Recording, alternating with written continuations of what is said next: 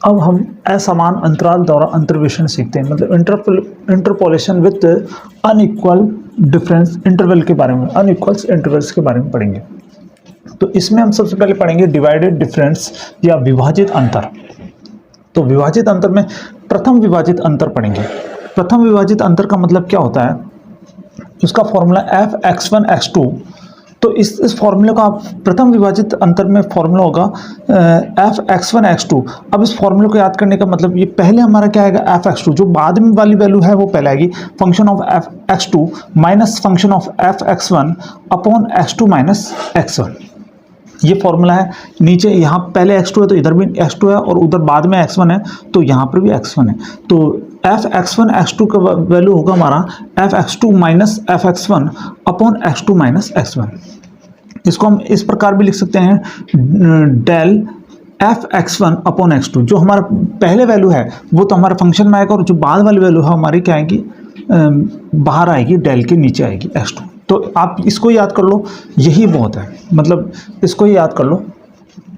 फिर द्वितीय विभाजित अंतर में क्या है, द्वितीय विभाजित अंतर में 3 आएंगे, x0 x1 x2। तो प्रथम में हमारे 2 आए थे एलिमेंट, इसमें 3 एलिमेंट आएंगे, x0 x1 x2। तो इसमें भी वही करना है, पहले पीछे वाले 2 लेने। तो f(x1 x2) माइनस, और फिर पहले वाले 2 ले लें, x0 x1, और नीचे क्या आएगा, जो लास्ट वाला एलिमेंट है x2 माइनस x0 आएगा, पहला वाला एलिमेंट x0। जैसे हमने इसमें भी लास्ट वाला एलिमेंट पहले लिया था और उसके बाद में पहला एलिमेंट लिया था, इस प्रकार इसमें भी लास्ट वाले 2 एलिमेंट लेने, क्योंकि 2 एलिमेंट लेने, और फिर पहले वाले 2 एलिमेंट लेने। अपॉन में क्या होगा, पहले लास्ट वाला एलिमेंट लेना, फिर सबसे पहला वाला, तो x2 माइनस x1। और ये हमारा, इसको ऐसे लिख सकते हैं, ये अनइक्वल डिफरेंस है तो ये हम del 2 x1 x2, और जो सबसे पहला एलिमेंट है वो फंक्शन ऑफ x0 ऐसे लिख सकते हैं। बाकी आप इस फॉर्मूले को ये याद कर लो, तो ये आपका परीक्षा में ये भी पूछा जा सकता है और ये भी पूछा जाता है। तो इसका मतलब भी यही होता है और इसका मतलब भी यही होता है। फिर nवां विभाजित अंतर का मतलब यह function x0 x1 x2 dash dash xn। इसको हम कैसे लिख सकते हैं, इसमें आप देखो यहाँ पर भी वही काम करना है, पहले एलिमेंट को छोड़ना है और बाकी के function of x1 x2 dash dash xn minus, अब पहला एलिमेंट और लास्ट वाला एलिमेंट छोड़ना, उससे पहले वाला एलिमेंट लेना, तो xn माइनस 1 अपॉन नीचे अपना सबसे लास्ट वाला xn और सबसे पहला वाला एलिमेंट x0। तो इस प्रकार इस फॉर्मूले को लिख सकते हैं। तो हमारा इसको ऐसे लिख सकते हैं, डेल अनइक्वल डिफरेंस के लिए हमने इसमें बीच में लाइन खींची, पावर n, और पहले x1 से लेकर xn तक dash dash x1 x2 dash dash, और लास्ट में हमारा जो पहला एलिमेंट है फंक्शन ऑफ x0 आ जाएगा। तो इस प्रकार भी इसको लिख सकते हैं। तो हमारा सवाल है f(x) बराबर 1/x, हमको शो करना है function of a, b equal to minus 1/ab, और दूसरा हमको प्रूव करना है function of a, b, c equal to 1/abc, और तीसरा हमको प्रूव करना है function of x0, x1, x2, x3, dash dash xn equal to, हमको प्रूव करना है -1n upon x0, x1, x2 dash dash xn। तो हमने जो फॉर्मूला पढ़ा था उसी का यूज होगा। तो यहाँ पर फंक्शन ऑफ ए बी निकालना है। सबसे पहले हमको फंक्शन ऑफ ए बी निकालना है। तो उसका फॉर्मूला क्या होगा, पहले हमको जो लास्ट वाला एलिमेंट है उसको पहले लिखना है, तो फंक्शन ऑफ बी माइनस पहले वाले एलिमेंट को लिखेंगे तो function of A upon last वाला एलिमेंट बी माइनस ए। तो फंक्शन ऑफ b की वैल्यू क्या होगी, फंक्शन ऑफ b मतलब अपने फंक्शन ऑफ x की वैल्यू दे रखी है 1/x, तो x की जगह आपके पास b रख देंगे, तो फंक्शन ऑफ b की वैल्यू हो जाएगी 1/b। फिर फंक्शन ऑफ a निकालना, तो फंक्शन ऑफ यहाँ पर x की जगह a रखेंगे तो 1/a upon b minus A. अब इसका एलसीएम लेंगे तो एलसीएम आएगा ए बी, तो ए बी आएगा तो यहाँ होगा a minus B upon A B upon B minus A. अब इसमें से माइनस को मिल लेंगे तो ये बी ए माइनस बी होगा, और a माइनस बी से a माइनस बी कट जाएगा तो -1/ab आंसर आ जाएगा। तो हमको पहला जो चाहिए था function of A B equal to होगा -1/ab। तो ये हमारा पहला वाला प्रूफ हो गया। अब उसके बाद में हमको दूसरा प्रूफ करना है, function of A comma B comma C equal to 1/ABC proof करना है। तो इसका फॉर्मूला भी हमको पता है, function of A comma B comma C का फॉर्मूला भी होता है हमारा। पहले हम लास्ट वाले एलिमेंट, दो एलिमेंट लेने, तो function of B comma C minus function पहले वाले दो element function of A comma B upon last वाला एलिमेंट सी और सबसे पहला वाला एलिमेंट ए, तो सी माइनस ए हो जाएगा। अब देखो function of A comma B की वैल्यू हमने अभी निकाली -1/AB निकाली, तो वो तो हम रख देंगे function of A comma B equal to -1/AB। और function of B comma C की वैल्यू, जो अगर मान लो यहाँ पर ए की जगह बी हो जाता है और बी की जगह सी हो जाता है, तो function of B comma C की वैल्यू हो जाएगी -1/BC हो जाएगी। तो दोनों की वैल्यू रख देंगे। Function of B comma C की वैल्यू होता है -1/BC और function of A comma B की वैल्यू है -1/AB और माइनस माइनस क्या हो जाएगा प्लस, तो प्लस 1/AB। अब अपॉन क्या है, सी माइनस ए। अब इसका एलसीएम लेंगे यहाँ पर, तो ABC एलसीएम आएगा, तो यहाँ पर देखो पहले तो आएगा ABC एलसीएम में, देखो BC से BC कैंसिल हो जाएगा, तो ए यहाँ पर आएगा माइनस का ए और सी माइनस ए, तो हमारा क्या आ जाएगा सी माइनस ए अपॉन ABC अपॉन सी माइनस ए। सी माइनस ए से सी माइनस ए कैंसिल हो जाएगा, तो हमारा क्या आ जाएगा 1/ABC। तो हमारे सेकंड भी हमारा प्रूफ हो गया कि function A comma B comma C equal to 1/ABC। तो function A comma B comma C equal to होगा 1/ABC।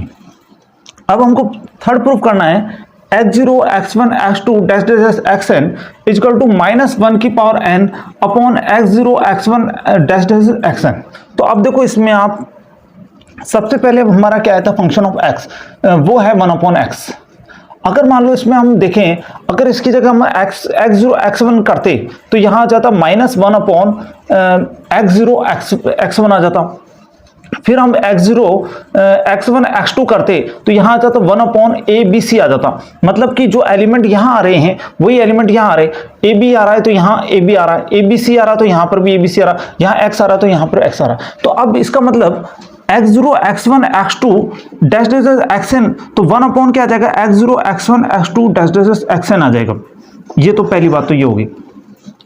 दूसरी बात, पहले वाले में हमारे क्या आया था, प्लस आया था, दूसरे वाले में क्या आया था, माइनस आया था, फिर तीसरे वाले एलिमेंट में क्या आया था, प्लस आया था। तो ये इसमें अल्टरनेटिव प्लस माइनस चलेगा, तो इसको हम लिख सकते हैं -1 की पावर n लिख सकते हैं। तो हमारा तीसरा भी प्रूफ हो गया कि f function of x0 x1 comma x2 comma x3 dash dash xn equal to होगा -1 की power n upon x0 x1 x2 dash dash xn होगा।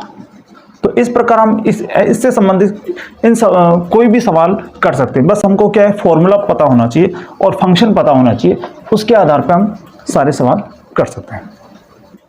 आगे हम नेक्स्ट सवाल देखते हैं। तो निम्न सारणी से न्यूटन विभाजित अंतर सूत्र द्वारा F8 तथा F15 का मान याद कीजिए। तो अब ये हमको जो वैल्यूज दे रखी 4, 4, 5, 7, 10, 11, 13, इनमें जो डिफरेंस है वो इक्वल नहीं है, इसलिए ये अनइक्वल इंटरवल्स वाले सवाल हैं। तो अनइक्वल इंटरवल्स वाले सवाल होते हैं तो उसमें थोड़ा पैटर्न अलग होता है।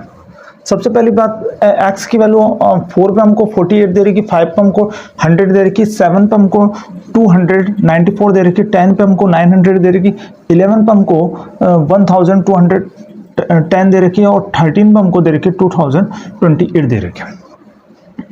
तो ये वैल्यूज हमको निकालनी है, हमको वैल्यूज निकालनी है 8 और 15 पे वैल्यू निकालनी है। सबसे पहले x की वैल्यू रख देंगे 4, 5, 7, 10, 11, 13।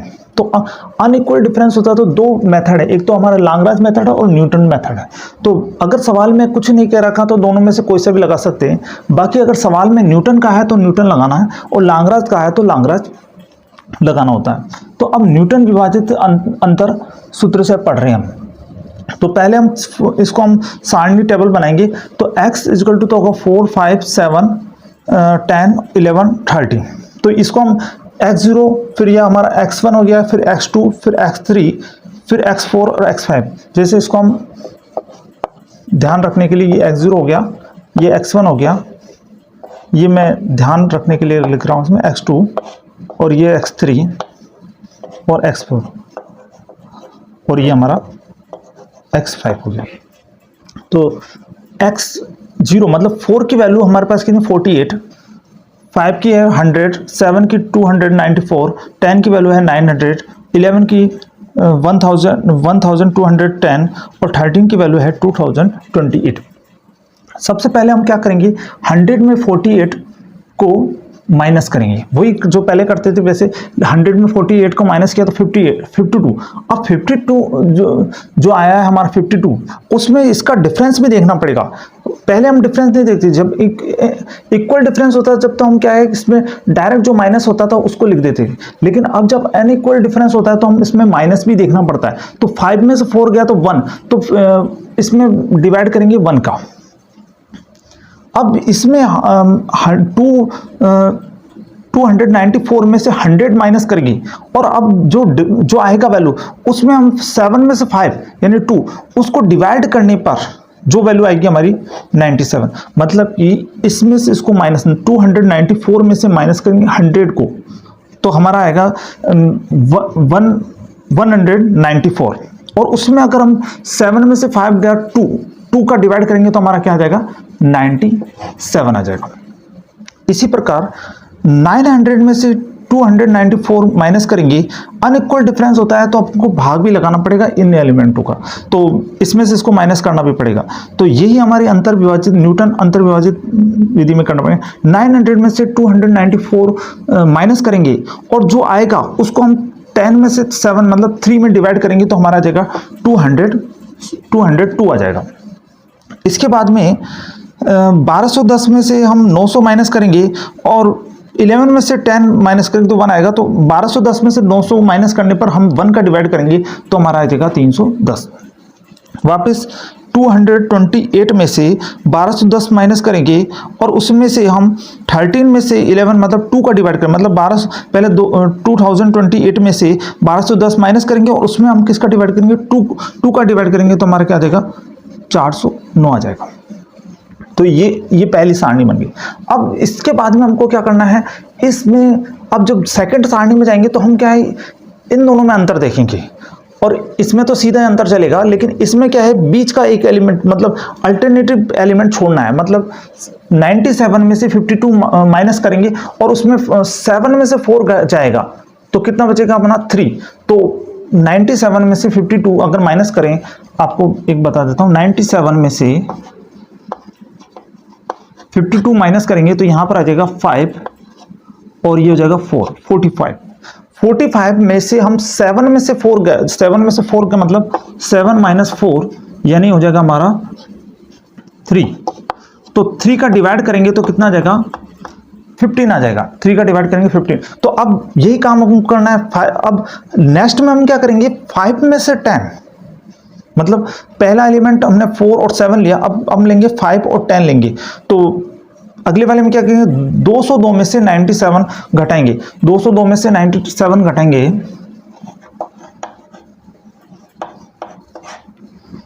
ये आप रफ कार्य समझो। तो यहां पर 12 में से 7 गया तो 5 और 10 में से 9 गया तो 1, सॉरी 9 में से 9 गया तो 0 हो गया और यहां 1 हो गया, 105 हो गया।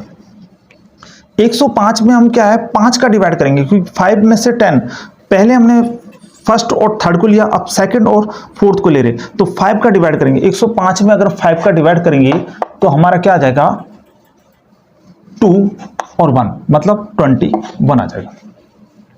आगे हम क्या करेंगे अब 7 और 11 को लेंगे, एक को छोड़ रहे हैं तो 7 और 11 को लेंगे तो हमारा, और इधर तो हम वही माइनस करेंगे। 310 में से 2 माइनस करेंगे और उसमें हम 11 माइनस 7 यानी 3 का डिवाइड करेंगे तो हमारा क्या आ जाएगा 27 आ जाएगा।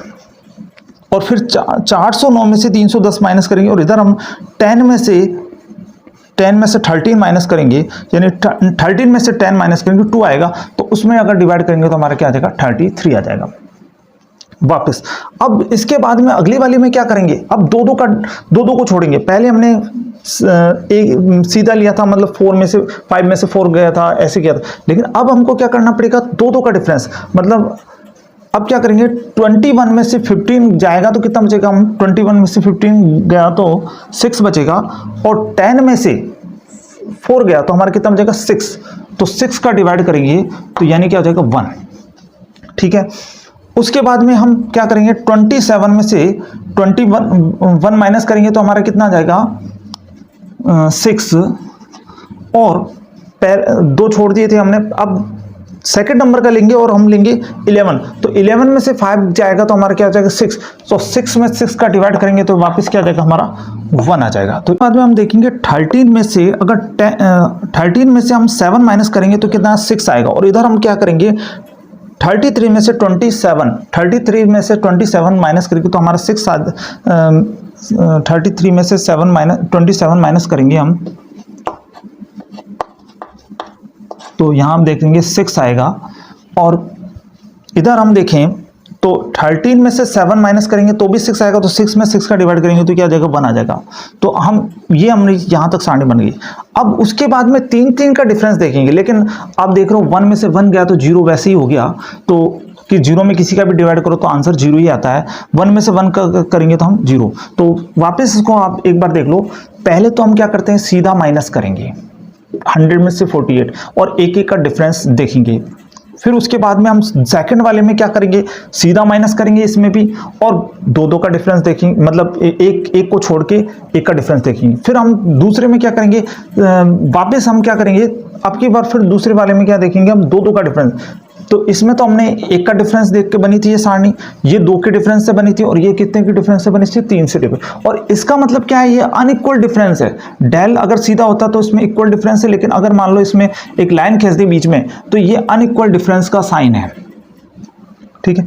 अब ये हमारी सारणी बन गई कंप्लीट। अब उसको बाद में हम न्यूटन विभाजित अंतर सूत्र लगाते, तो न्यूटन विभाजित अंतर सूत्र में एफ एक्स की जो वैल्यू हमको निकालनी है वो होती है, जो वैल्यू हमको निकालनी है वो एक्स की वैल्यू होती है। तो हमको 8 निकालनी और 50 निकालनी, तो F X equal to F X zero का मतलब जो पहले एलिमेंट की वैल्यू होती है वो हमारी क्या होती है एक्स जीरो, प्लस अब जो वैल्यू निकालनी होती है तो उसका ही हम हमको माइनस करना है, तो एक्स माइनस एक्स जीरो, फिर आएगा हमारा del unequal difference F X zero की वैल्यू हमको है ना जो सबसे पहले वाली वैल्यू उसको ही लेते हैं। फिर x माइनस एक्स जीरो, पहले हमारा x माइनस एक्स जीरो आया था, पहले कुछ भी नहीं आया था, फिर x माइनस एक्स जीरो आया था, फिर x minus X zero, x minus X one, x जो वैल्यू निकालनी है आपको, x1 जो ये x1 x2 x3 ये चल रहे हैं, और फिर आएगा del two F X zero, यहाँ पर जो एक्स जीरो जो वैल्यू है ये वाली इस वैल्यू लेनी है आपको इसमें, plus x minus X zero, फिर आएगा x minus X one, x minus X two, और ये आगे से आगे पहले हमारे x माइनस एक्स जीरो आया था, फिर हमारा x माइनस एक्स जीरो आया था, x माइनस एक्स वन आया था, ऐसा आया था, फिर अब x माइनस एक्स टू और बढ़ गया, तो x minus X zero, x minus X one और x माइनस एक्स टू, और del three unequal F X zero. सबसे पहली बात इसमें एफ एक्स जीरो की वैल्यू कितनी है 48, एक्स जीरो की वैल्यू ये है 4 और एफ एक्स जीरो की वैल्यू हो जाएगी 48, प्लस एक्स जो आपको निकालना है वो उसकी वैल्यू 8 की वैल्यू निकालनी है, तो 8 माइनस एक्स जीरो की वैल्यू है कितनी है 4, फंक्शन ऑफ एक्स जीरो की वैल्यू 48 है लेकिन एक्स जीरो की वैल्यू 4 है, into del unequal F X zero की value 52, del unequal X zero की वैल्यू, पहली वैल्यू जो होती है वो एक्स जीरो की वैल्यू है, तो हमको सबकी वैल्यू एक्स जीरो की वैल्यू मतलब ये पहली वैल्यू रखनी है 58, प्लस वापस एक्स की वैल्यू 8 जो निकालनी है, माइनस 4, एक्स जीरो की वैल्यू 4 है, फिर x1 की वैल्यू क्या होगी 8 माइनस x1 की value 5 into del two unequal F X zero की वैल्यू है कितनी है 15, plus 8 minus 4 into X minus X zero into 8 minus 5 क्यों, x1 की वैल्यू क्या है 5, इंटू x2 की वैल्यू 8 माइनस 7, x2 की वैल्यू 7 है, इंटू 1। आगे भी फॉर्मूला बन सकता है लेकिन आगे की वैल्यू क्या है हमारी 0, तो उससे कोई मतलब नहीं, आंसर आगे क्या आएगा 0 आएगा, इक्वल टू इन सबको सॉल्यूशन करेंगे कैलकुलेटर से तो हमारी आ जाएगी 448। आगे हम 15 की वैल्यू निकालेंगे, 15 में भी वही फॉर्मूला का, बस 8 की जगह जहां पर भी होगा वहां क्या आ जाएगा 15 आ जाएगा। तो 48 एफ एक्स जीरो की वैल्यू 48, एक्स की वैल्यू 15, 15 माइनस 4 इंटू 52 प्लस 8 की जगह 15 करना है बस, 15 minus 4 into 15 minus 5 into 15 plus 15 minus 4 into 15 minus 5 into 15 minus 7 into 1। इसको सॉल्यूशन करेंगे कैलकुलेटर से तो हमारा वैल्यू आ जाएगा 3115। तो इस प्रकार हम आसानी से इसके कोई भी सवाल कर सकते हैं। बस इसमें इतना ध्यान रखें, उस सारणी में और इस सारणी में अंतर यह है कि वो तो इक्वल डिफरेंस वाली थी, इसलिए उसमें सीधा ही हम क्या माइनस कर लेते, लेकिन इसमें क्या आपको डिफरेंस भी डिवाइड में करना पड़ेगा। तो ये इसके आप सवाल देखें, सेम टू सेम ये प्रोसेस लगेगा। तो अब हमारा नेक्स्ट सवाल है, निम्न सारणी से f5 का मान याद कीजिए। तो इसमें भी हम देखेंगे तो x की वैल्यू 1 2 3 4 और 7, तो हम देखते हैं लास्ट में जाके 4 और 7 तो अनइक्वल डिफरेंस आ गया। तो x की वैल्यू 1 पे तो इसकी fx की वैल्यू 2 है, 2 पे 4 है, 3 पे 8 है और 4 पे 16 है और 7 पर हमारा 128 है। अब इस पहले हमने इस सवाल को हम न्यूटन से किया था, अब इस सवाल को लाग्रांज से किया। सवाल में ये नहीं कह रखा, लेकिन अगर आपको कुछ भी नहीं करा तो दोनों विधियों में से कोई सी विधि लगा सकते हो। तो अब इस सवाल को हम क्या है, लाग्रांज से। लाग्रांज वाले सवाल में हमारी सारणी नहीं बनती, उसमें फॉर्मूला लगता है, तो फॉर्मूले से इसको करना पड़ेगा। तो इसमें सबसे पहले इसको हम वैल्यूज को हम क्या मानेंगे, पहले वाले को x0, फिर x1, x2, x3 और x4, मतलब x0 की वैल्यू 1 हो जाएगी, x1 की वैल्यू 2 हो जाएगी और x2 की वैल्यू 3 हो जाएगी और x3 की वैल्यू 4 हो जाएगी और x4 की वैल्यू 7 हो जाएगी। और जो हमको वैल्यू निकालनी है उसको हम क्या मानेंगे, x मानेंगे। फिर एफ एक्स जीरो की वैल्यू क्या हो जाएगी, जो हमारे एक्स जीरो की वैल्यू पर जो फंक्शन है उसको वो हमारा क्या हो जाएगा, एफ एक्स जीरो की वैल्यू जाएगी 2। एफ एक्स वन की वैल्यू क्या हो जाएगी, एफ एक्स वन की वैल्यू मतलब एक्स वन की वैल्यू 2 है तो एफ एक्स वन की वैल्यू क्या हो जाएगी 4। एफ एक्स टू की वैल्यू कितनी हो जाएगी हमारी, एफ एक्स टू की वैल्यू हो जाएगी एक्स टू की वैल्यू 3, तो एफ एक्स टू की वैल्यू कितनी हो जाएगी 8 और एक्स थ्री पर 4 है तो एफ एक्स थ्री की वैल्यू कितनी हो जाएगी 16 और एक्स फोर पर 7 है तो एफ एक्स फोर की वैल्यू कितनी हो जाएगी 128। अब हमारा लाग्रांज सूत्र क्या है, तो इस लाग्रांज सूत्र को आप एफ एक्स की वैल्यू निकल, एक्स की वैल्यू तो हमको कितनी 5 है तो एक्स की वैल्यू तो हम क्या मान लेंगे, जहां पर भी एक्स है वहां रखेंगे 5। अब फॉर्मूले को कैसे याद करना है, देखो सबसे पहले हम क्या है कि बारी बारी एलिमेंटों को लेंगे। तो पहले हम क्या है कि एक्स जीरो को लेके चल रहे हैं इसमें फंक्शन ऑफ एक्स जीरो में, फिर हम लेंगे फंक्शन ऑफ x1, फिर लेंगे हम फंक्शन ऑफ x2, फिर लेंगे फंक्शन ऑफ x3 और हम डैश डैश कर लिया लेकिन हमको लेना भी है फंक्शन ऑफ x4 भी लेंगे। अब सबसे पहली बात, जब x0 लेंगे हम तो ऊपर वाली में x0 नहीं आएगा, तो x minus x1, x minus x2, minus तो किसने करना, x से ही करना है, लेकिन आपने x0 यहाँ ले लिया तो x0 ऊपर नहीं आएगा, x minus x1, x minus x2, x minus x3 और x माइनस x4, जितने भी एलिमेंट हो उन सबसे माइनस करना x को। और नीचे अब क्या आएगा, x0 आएगा, नीचे x0 आएगा, लेकिन x0 में x0 माइनस x0 नहीं होगा क्योंकि x0 माइनस x0 0 होता, तो x0 से सारी बाकी सारी एलिमेंट घटेंगी केवल x के अलावा। तो x0 minus x1, x0 minus x2, x0 minus x3 और x0 माइनस x4 और यहाँ हो जाएगा फंक्शन ऑफ x0। ठीक है, ये हमारा कंप्लीट हो गया। अगली बार हम क्या, जब एफ एक्स जीरो ले लिया तो अगली बार हमको प्लस लगाएंगे बीच में और अब की बार लेंगे एफ एक्स वन। तो एफ एक्स वन लेने पर ऊपर हमारा एक्स वन नहीं आएगा, एक्स वन के अलावा जो भी टर्म आएंगे सब माइनस होंगे एक्स से, और नीचे हमारा एक्स वन आएगा लेकिन x one minus X one नहीं आएगा, बाकी एक्स वन से सारे टर्म माइनस होंगे केवल एक्स को छोड़ के। तो X minus X zero into में x minus X two, X minus X three और x minus X four. Function of x1 है तो x1 ऊपर आया नहीं, नीचे हम क्या आएगा x1 माइनस एक्स जीरो, सब में माइनस x1 होगा कि यहाँ फंक्शन ऑफ x1, पहले वाले में x0 होता था, x0 नीचे माइनस हुआ था, तो x1 minus X zero, x1 minus X two, x1 minus X three और x1 माइनस एक्स फोर और फंक्शन ऑफ x1 आ गया।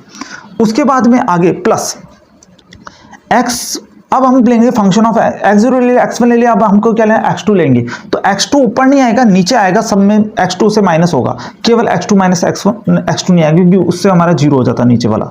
तो x माइनस x0, फिर आएगा x माइनस x1, फिर आएगा x माइनस x3, क्योंकि अब x2 तो इसमें नीचे वाले में तो ऊपर आएगा नहीं, x माइनस x3 और x minus x4 function of x2, नीचे क्या आएगा x2 minus x0, x2 minus x1 और x2 माइनस x2 नहीं आएगा, x2 माइनस x3 आएगा, फिर x2 माइनस x4 आएगा, फिर प्लस, फिर आएगा हमारा x माइनस x। अब हम क्या लेंगे, x0 ले लिया, x1 ले लिया, x2 ले लिया, तो हम अब लेंगे फंक्शन ऑफ x3 लेंगे, मतलब कंटिन्यू चल रहा है हमारा। तो फिर अब x3 ऊपर नहीं आएगा, नीचे हमारा x3 में से सारी वैल्यूज घटेगी, तो x minus x0, x minus x1, x minus x2 और x माइनस x4, x3 नहीं आया, और function of x3, x3 minus x0, x3 minus x1, x3 minus x2 और x3 minus x4 dash dash. अभी एक function of x4 भी आएगा, लेकिन वो सूत्र थोड़ा लंबा हो जाएगा, लेकिन आपको लिखना है डैश डैश करके, मैंने कर दिया उसको। अब फॉर्मूले में हम वैल्यू रखेंगे फंक्शन ऑफ 5 की, तो अब आसानी से हम वैल्यू रख के और इसका आंसर निकालेंगे। तो x की वैल्यू हम देखो, x की वैल्यू तो हम जो वैल्यू मानते हैं वो है 5, हमारी x की वैल्यू हो जाएगी, x की वैल्यू तो कितनी हो जाएगी हमारी 5 हो जाएगी। x1 की वैल्यू हमारी क्या है 2 है, x2 की वैल्यू क्या है, x2 की वैल्यू हमारी 3 है, और x3 की वैल्यू क्या है 4 है, और उसके बाद में x4 की वैल्यू है हमारी 7 है। तो वो सारी वैल्यूज रखेंगे, तो 5 माइनस 2, 5 माइनस 3, 5 माइनस 4 और 5 माइनस 7 हो गया। उसके बाद में x0 की वैल्यू 1 है, 1 माइनस x1 की वैल्यू हमारी, x1 की वैल्यू 2 है, और 1 माइनस 3 हो गया, x2 की वैल्यू हमारी क्या है 3 है।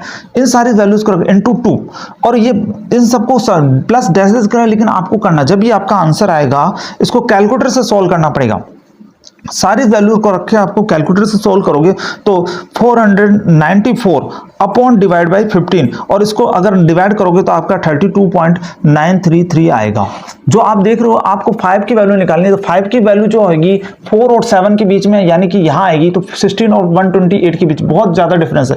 तो इसका मतलब आपको कैलकुलेशन ही करनी पड़ेगी, अंदाज लगाओगे तो इसमें गलती होने के चांसेस। अगर करीबी वैल्यूज होती हैं तब तो आंसर इसका क्या है, हम अंदाज लगा के सही लगा सकते हैं, लेकिन इसमें हम क्या है, इसको हमको यूज इस फॉर्मेट लांगराज के सूत्र को, लेकिन आएगी इन दोनों की वैल्यूज बीच में ही।